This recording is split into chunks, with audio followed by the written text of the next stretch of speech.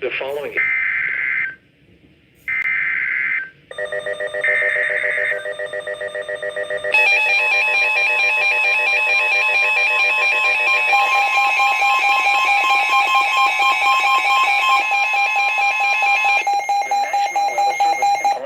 issued a severe thunderstorm warning for East Central Chesterfield County in central South Carolina until 7 p.m. Eastern Daylight Time.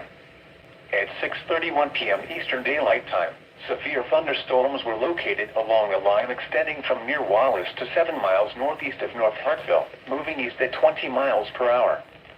The following hazards are expected: 60 miles per hour wind gusts and quarter-size hail. Source: radar indicated. The following impacts are expected: hail damage to vehicles is expected. Expect wind damage to trees and power lines. Locations impacted include Sherrill State Park, and Sherrill Fish Hatchery.